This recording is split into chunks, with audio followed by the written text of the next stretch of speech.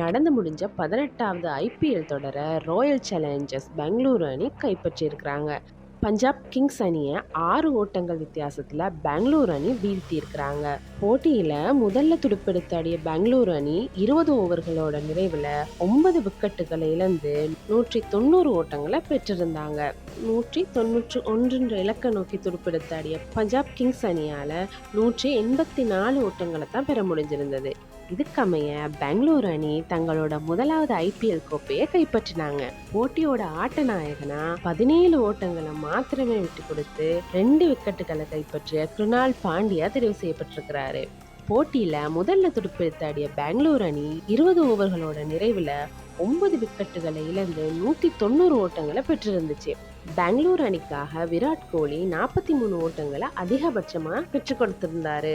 பஞ்சாப் அணிக்கு எதிரான ஐபிஎல் இறுதி போட்டியில விராட் கோலியோட நிதான துடுப்பாட்டம் காரணமா பெங்களூரு அணி 12 ஓவர் நிறைவுல 100 ஓட்டங்களை கடந்திருந்தாங்க. இருந்தாலும் 15வது ஓவர்ல ஹஸ்மதுல்லா ஓமர் சாய் வீசின போல்ல விராட் கோலி ஆட்டம் இழந்தது பெங்களூரு அணி ரசிகர்களுக்கு ஏமாற்றத்தை தான் தந்துச்சு. இந்த போட்டியில விராட் கோலி 86 ஓட்டங்களை பெற்றிருந்தா மாபெரும் ஐபிஎல் வரலாறு சாதனை கோலி வசமாகி இருக்கும்னு சொல்லப்படுது. இதுவரையில ஐபிஎல் வரலாற்றுல 3 வெவ்வேறு தொடர்கள்ல எந்த ஒரு வீரரும் 700 ஓட்டங்களை எடுத்ததில்லையா.